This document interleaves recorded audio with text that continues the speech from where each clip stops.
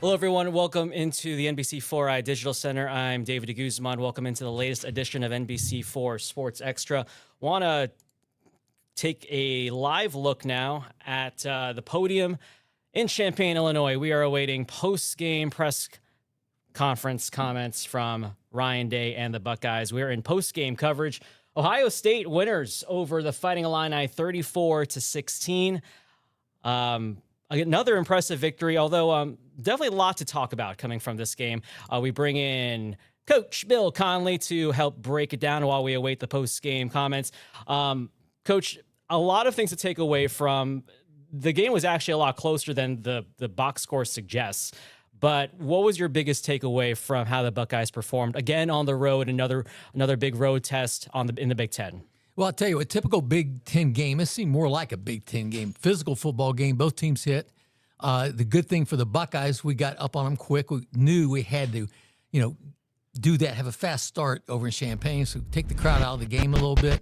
And, at times maybe not as crisp as we thought, but overall, to get a victory this time of the year and come home still number one in the nation, pretty daggone good for the Buckeyes. It was a really good first half. And then I thought that third quarter was really interesting because Illinois was able to test and challenge Ohio State in ways that we haven't seen before. And I think you said it during the game while we were watching. This was a pretty physical contest, probably the most physical we've seen against the Buckeyes this season. Yeah, and the thing about defensively, we didn't give up the big play, and that's something we're concerned about. They had one pass play of 20 yards, but most of the yards for Illinois came in that end of the second quarter, some in the third, where we were giving them some underneath zones to throw the football without really giving up a big play, a touchdown. Again, taking a live look, awaiting post-game comments from Ryan Day and the Buckeyes.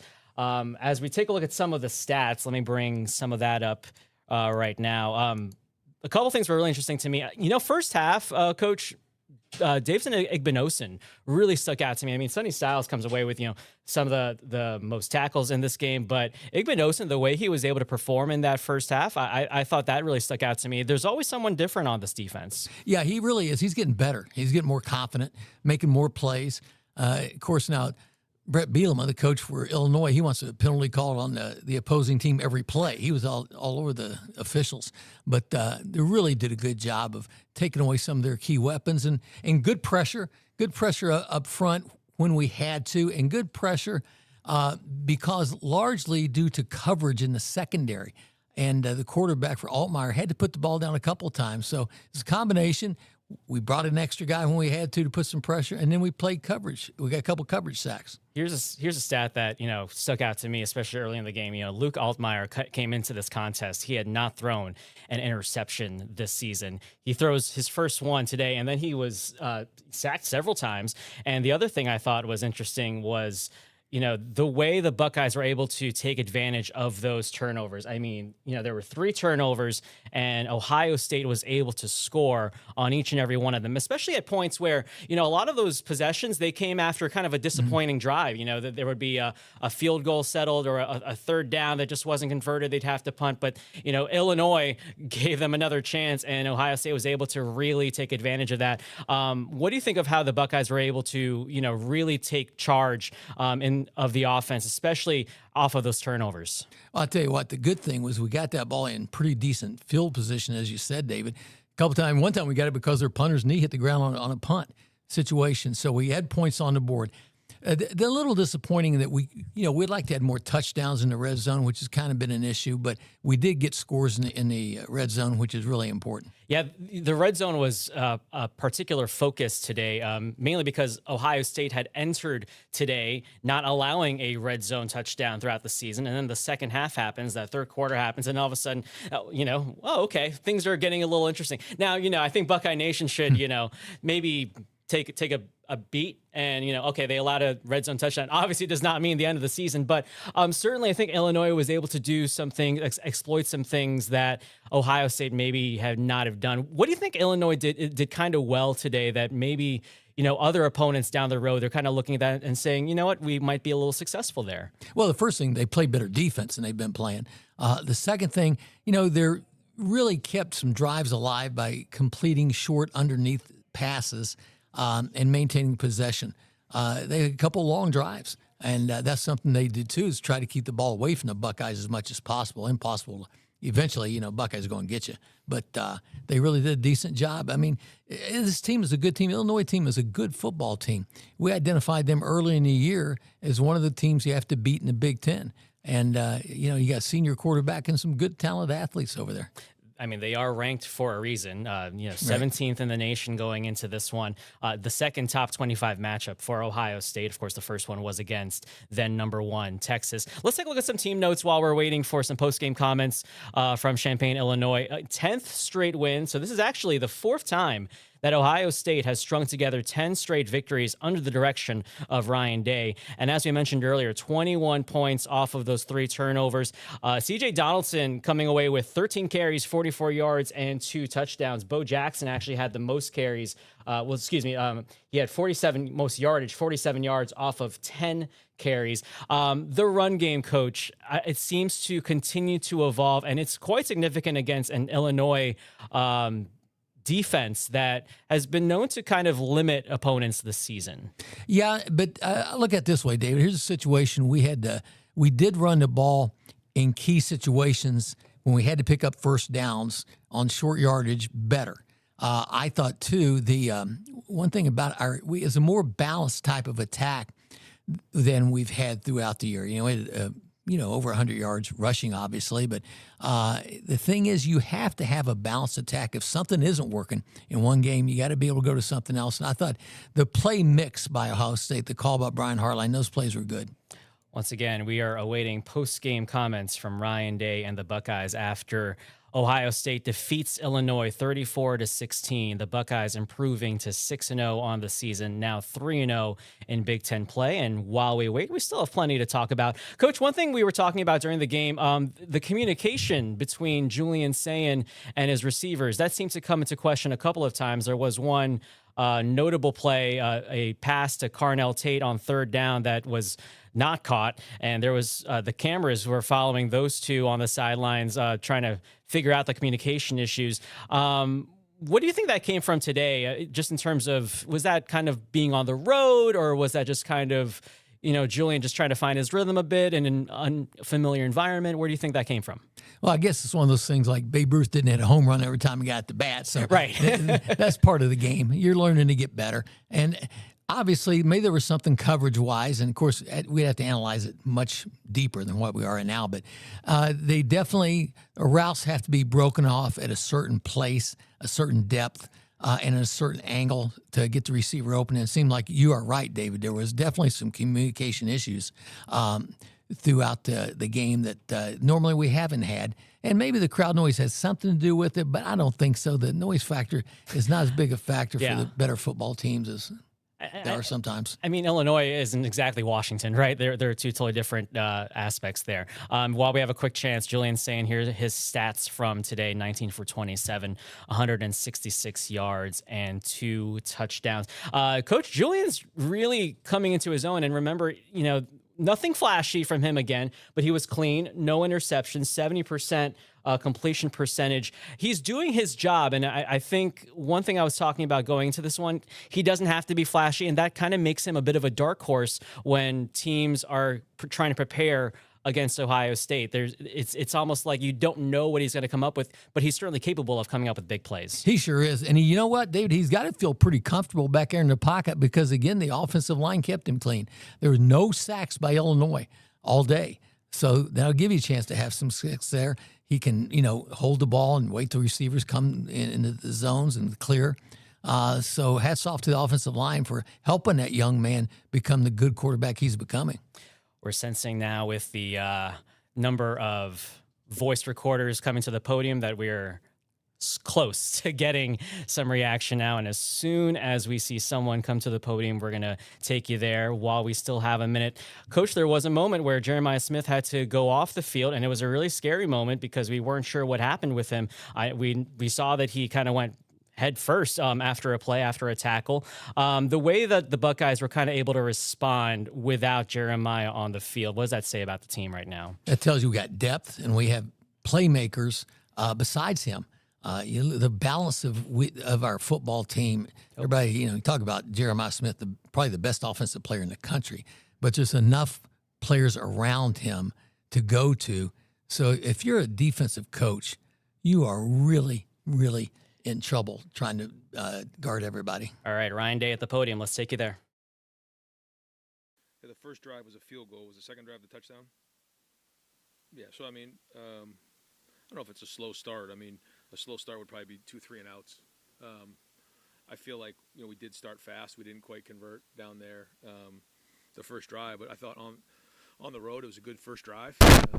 We always want to score touchdowns, but sort of set the tone, some physicality, and then we came right back down and scored on the next drive. So I thought that was good. We kicked the field goal again, and then we hit another touchdown. So, to be, 20-3 going into halftime against, a good opponent. And, we all know that, coming to a noon kickoff, in conference against a very good team, 11 a.m. kickoff, we all know the concern is that, you show up and you don't have a lot of energy. I don't think that was the case at all. I thought we did come in with good energy. I liked the way we played early, quite honestly. Was it all perfect? No, but they're a good team. That's kind of how it goes. And we all expect perfection, including me. But and I thought we played well there, towards the end of the third, into the fourth. And then we took our foot off the pedal a little bit and lost our focus. But it's a good sign when you have to go into a locker room after a win like this and kind of, make sure everybody understands what a great win it was. Because I think we all felt like we left a little bit on the field. But but all that being said, I thought the effort was excellent. And, I like the look in our eye. Defense created a bunch of turnovers, which when that happens, the chances of winning are going to be, obviously in our favor. And then it feels like, on offense, when the ball's, in plus territory the majority of the day like that, certainly good things are going to happen. I did feel like we were in control of the game and, again, put our, kind of lost our focus at the end. But a good win on the road against a team that we have a lot of respect for.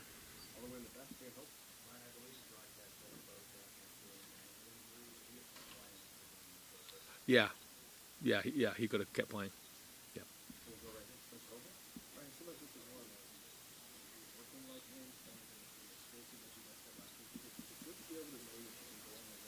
Yeah.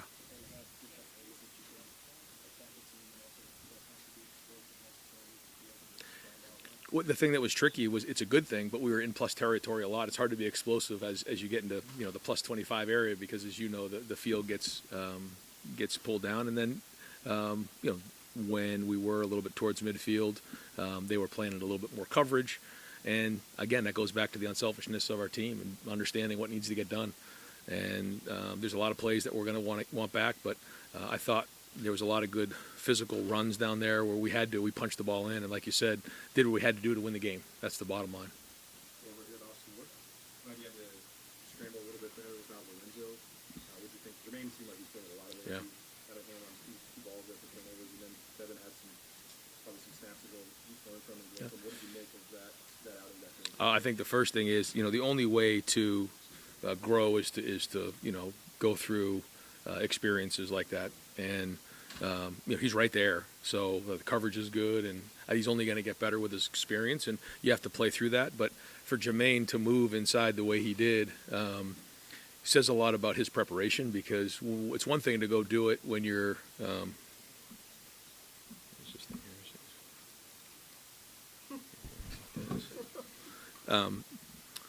so yeah, it's one thing to go through a walkthrough. It's another thing to go through practice. But when you're now in nickel and you have to now fit the run, you have to hit the blitzes, the coverage, everything happens a little bit faster when you get closer to the ball.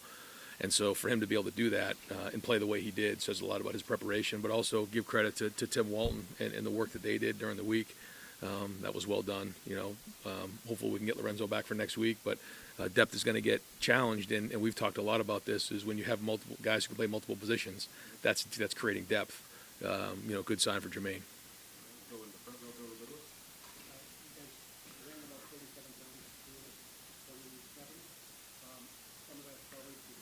Yeah. Yeah, I think we're running physical. We'll look and see if there were some things that, if there was more there, because, we always want to, gain 8-9 yards of carry. When you get tight in the red zone, some of those, the expectations of those aren't going to be 4 more, but we want to be 4 more in every run, outside of the 10-yard line. And, we need to go and look to see, is it a blocking issue? Is there a personnel issue? Are we blocking and then, just getting what we blocked for? We got to look at all those things. But I thought the offensive line was moving people today. When I watched the iPad, I'll have to go back and watch the film. We were moving the line of scrimmage. There were some blocks that we lost across the board, and then got to figure out making sure that the runs are hitting exactly right, because some did, but others, I thought maybe there was more there that we need to figure out why that is. Ryan, through the first half of the season, what have you learned about this group, especially guys that are either new or in bigger roles on both sides? Well, one thing is, we keep pushing them about being consistent in their approach, and so far we've got that. But it's a long road. We're only halfway through the season. I think the guys who we didn't know about going into the season, they've now proven that they belong. Okay, now what do we want this team to look like as we continue to grow and build? So that's all been good, and they're competitive, they're edgy, they like these type of environments, and they want to be great, and they expect to be great. They expect to win all the time. And as much as I was on them about growing up and maturing, you are seeing a pretty mature group. I mean, they're starting to learn really what it takes, and they're pulling for each other.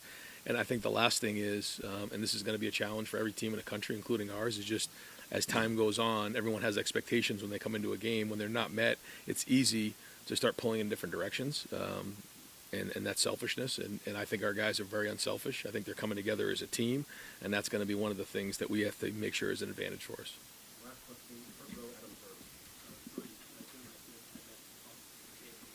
Yeah.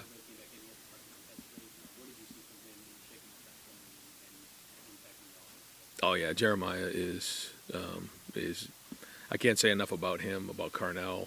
In a game like this, we found ourselves down in there a lot and ran the ball a lot, and they're into it just like everybody else. I mean, they want to look like last week every week. But when you have a team that understands what needs to get done, that's when you have a chance to be special. And he's a tough player.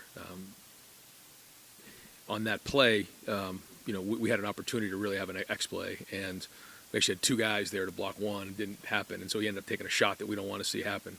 But he was able to recover. He's a tough player. All right, guys, thanks. No update. All right, that was Ryan Day at the podium. A couple of things that I noted from what he said. He said he thought the effort was excellent. Thought they left a little bit out there and took their foot off the pedal, but they did what they had to do to win the game, and that's the bottom line. As we're going to wait for player reaction. It looks like that's going to happen not at the podium. So we're going to kind of bring it back here. Bill Conley, David DeGuzman here to kind of discuss what happened in this game. I think Ryan Day made a point there that they did what they needed to do, but there was a sense that, especially in the second half, they left a little bit out there. What was your take on that assessment from Ryan Day, Coach? Yeah, I think, a head coach, and Ryan Day is as good as there is in the country, the best in the country, is you really get a feel when you're there on the sideline and you're watching the thing happen live, what you have to do to maintain control of the football game.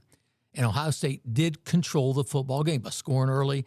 And basically, we could have probably blitzed some more stuff like that, but why give the other team a chance to get back into it when you don't have to? Win the surest way. There's a learning lesson there, Coach, I think, from what they were able to do and also what they were able not to do. Again, I think this was probably their toughest challenge in terms of physicality.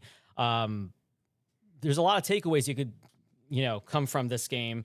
And I think when you take your foot off the pedal, I think it proves that you still need to compete for all four quarters. What do you think is going to be the biggest lesson now moving into another road game, this one at Wisconsin? Well, it's another environment where if you let the crowd get into it, they will. Now, Wisconsin used to be one of the toughest stadiums in the Big Ten to play in. As a matter of fact, it was the toughest, like when Barry Alvarez was the head coach and they had their jump around and all those things. But being that the team is not playing very well this year, that's kind of dropped off. But it's like any team. Big Ten teams take a lot of pride in what they do and in their effort. If we go up there and we don't play aggressively, we don't play hard, we let them think they can compete, they will. So it's more, as Ryan Day says all the time, it's more our say than the other teams say. We've got to control the things we can do. We're waiting to see if we can get some more player reaction from Champaign, Illinois. While we wait for that, one of the other things, Coach, that one of the biggest questions that Ryan Day was answering during that press conference, it was kind of this like halfway point, and he was asked about what he's learned about the team since that game against Texas, and this team has improved quite significantly. It's definitely a different team from what we saw in that opener against the Longhorns. It's a team that, Coach Day said they're competitive, they're edgy, they expect to win. They're starting to learn what it takes, and they're really pulling for each other. I guess a kind of a two-parter while we have some time, Coach. How different is this team right now compared to what we saw in week 1 against Texas? Well, it's matured very quickly, David, I think. It's a team that we really didn't know, with so many guys off to the NFL, how good were they going to be and how were they going to gel? Because each year you got new faces. Even if there's just a few, you got a new personality for that team. And what is it going to be? And we found out that really quickly in this season, they are competitive. They're physical. They take pride in what they do. And one thing you just watch defensively, especially, players run into the football. That's how you know you got a good defense. When a second guy's there, a third guy, a fourth guy, it has to be. And look how aggressive our defense is in short yardage situations. That tells you we got guys that really love to play the game and want to play the game and, give everything they got. It appears that we have some more reaction from Champaign, so let's go to that right now.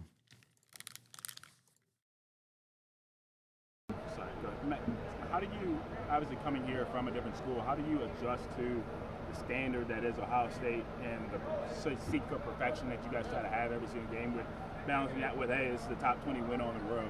Yeah, I think you just, you get the feel from the guys around you and, what the guys expect. And, I think it's awesome because, you expect to dominate every game, and I think it's fun to be a part of that. We see the way this defense has played this season. How quickly into spring practice, fall camp, whatever it may be, did you realize this group has a chance to be real special? Oh yeah, we realized pretty early.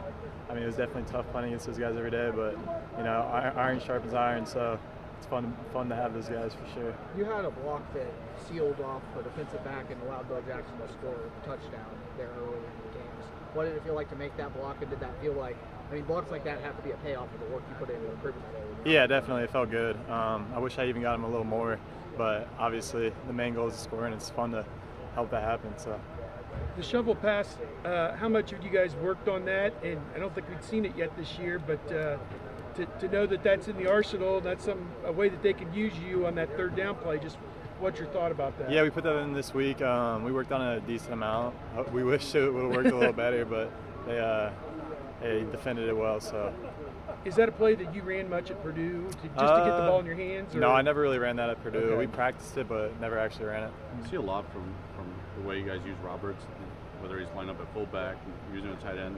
What have you thought of the way, I guess, a young guy like that has been able to manage all the different things thrown at him? Yeah, it's awesome. It's impressive for a young guy like him, and he always does what he's asked to do, and he's a physical guy, and he's only going to keep getting better too. So I'm really excited about him. Sorry, how much have you guys kind of embraced, what Keenan and Coach Day have talked about a ton of, just tight ends being able to do everything, whether it's blocking, catching passes. How much have you guys kind of as a room embraced that this year? Yeah, I think we embraced it a lot.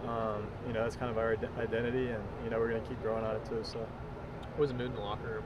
It was pretty good. Obviously a win's a win, but we know we could have put even a better foot forward there. So still a lot to work on. You feel like this team is kind of in a good spot? You got one more game until another open week, and then 5 games in a row to end it. Do you feel like where this team's at right now is pretty good? Or I think we're in a good spot. Obviously can't get complacent. Still got a lot of work to do, a lot of big games ahead, so got to keep it rolling, keep getting better. Coach Day talked a lot about kind of the unselfishness of Carnell and JJ, guys like that, of just understanding what the team needs in certain situations. What's that mean, I guess, for a team when you see guys like that, potential first-round picks, kind of embracing whatever the offense is being asked to do? Right, that's huge. Those guys deserve to get the ball, and when they're defending them like they have been, they got to sometimes take the back seat a little bit, but not really. They're still making plays out there, but it's impressive to see guys that are that mature and that play that well. So what about with Julian? This is his second road game. Both times it seems like he's handled the environment well, kind of been able to stay in rhythm even as the offense has done different things. Like, what's impressed you the most about him, specifically playing on the road? Right, yeah, I think it's just his consistency, week in, week out, day in, day out, consistency. So definitely. Last question for Max, and you're out of here, Max. Thank you, Max. Get out of All right, that was Max Clare, tight end for Ohio State. And the tight ends, Coach, have been really fascinating this year, especially compared to previous years. It seems like they're not just out there to block. They're not just out there to catch deep passes. They're out there to do everything. What do you think of how Max Clare has evolved this year? And what do you think about how they were able to actually... We're going to pause on that 1 second. We have more reaction, Coach. So hold that thought, and let's go back to Champaign. Stopping the play in the second quarter, do you feel like that it kind of impacted any momentum you guys felt like you had in the first quarter? I don't think so. Davison, it seems like this is the first team all year ever really tried to take a lot of outside shots on you guys. To get 4 pass breakups, just how good does that feel? I have 4 pass breakups? Yeah. Stop throwing at me. Just what was that like? For about 4 or 5 plays there, they were coming at you pretty hard. And you kept knocking them away. Just what's that feel like? I guess when you're able to do that several plays in a row. It definitely feels good. I would say I train hard each day at practice, so I'm glad I'm getting an opportunity to showcase my abilities on the big stage. Sanchez, some good, some not as good, obviously, but just how do you rate what he did in his first start, I guess? It was his first start. I think it was good. He's a true freshman. People don't understand how hard it is to start as a true freshman in college football, so he's just going to learn from it and grow. Jermaine slid inside at nickel today, forces 2 turnovers. Just what have you seen from Jermaine that allows him to thrive when he plays that nickel spot? Jermaine is that boy. Jermaine can play outside, inside. Like he's just a natural football player. So I wasn't surprised. I see it every day in practice. What's it feeling when you guys are able to coming close to halftime, able to stop them and keep them from scoring a touchdown in the red zone when they had so many plays and coming out? We train for situations like that each day at practice. So I think on that possession, I think they called the touchdown back. I think that's what happened, right? They called touchdown back. We thrive down there in the red zone, so we was just happy, ecstatic that we had an opportunity to play some more defense. All right, thanks, Davison. Appreciated it. All right, that was Davison Igbinosun, Ohio State cornerback, and we talked about him earlier in this post-game show, just how big of a playmaker he was earlier, a couple of pass breakups there, and they came at really key times too. Overall, Coach, I know we mentioned this earlier, but the defense, it's not only that we have different people showing up, but we also seem to have different leaders stepping up too. Is that what's really been the key for this defense week in and week out? Because they're so smart, they're so intelligent, and Matt Patricia is clearly doing something right there. Yeah, it's one of those things, next man up. So if somebody gets injured or something like that, you got somebody else that can come in and get the ball or get the things done the right way. And even playing different positions sometimes. Take a corner, might have to go to safety position, or a nickel back might have to go to a corner, or any other position that's secondary. So it's important that you know what everybody's assignment is so you can step in and get the job done. And it's funny, because what other teams will do, they'll look at somebody and they'll say, okay, if that guy's in the game, let's do this. He's the weak pointer. He's not as strong as somebody else at his position. And yet, when they try, our guys do perform at a high level and make plays. And that's why you're seeing guys who were originally no names making plays. Appears we have more player reaction. Let's go to CJ Donaldson in Champaign, Illinois. This offense and the pace of play. Do you like where you guys are, and how can you grow after another dominant win here over a top 20 team? I definitely, like where we are right now, but that's something Coach Day say we always got to upgrade. So tomorrow morning we go wake up, we go enjoy it tonight, but tomorrow morning we go wake up and throw it all away and upgrade. 2.0, that's something he always emphasizes. Continue to upgrade. What do you think of where the running game is right now? You guys have the average less than 3 yards a carry. Some of that was a function of being in the red zone. But where do you think the run game is right now? Where I think it is, I think we did enough to win the game. As Coach Day said, tomorrow we go wake up, make the corrections, and upgrade. Luke Roberts, what's he giving you guys as the lead blocker on a couple of those plays. Looked like you did a really good job on your second touchdown. Yeah, Nate, he's a young guy, but he definitely, he attacks the game as a pro. He knows his job, and he does a great job at his job. I know you went into. Coach talked about how you felt like you guys let off the gas maybe a little bit, and you kind of had to remind you guys like how big of a win this was. But what do you think of kind of the standard here, and kind of the chase, to always get better even in big wins? Yeah, it's always definitely real high stakes. Good is not great enough here. That's something that we emphasize. We must be great here at Ohio State. What was You it guys like? went into halftime with 20 points, but there was a lot of turnovers in that second half from Illinois. Did you feel like it could have been more points and a bigger lead going into halftime? So can you repeat that again, please? Do you think it could have been a bigger lead going into halftime? I know you had 20 points, but there was a couple turnovers and a couple drives that I didn't feel goals. Kind of piggyback off this question, Coach Dace definitely said we let our foot off the gas, and as a unit, we all, take ownership of that. And, tomorrow morning we'll definitely wake up, make this correction tomorrow. Thank you. All right, great. Thank you, CJ. All right, that was CJ Donaldson, who had 13 carries, 44 yards, 2 touchdowns.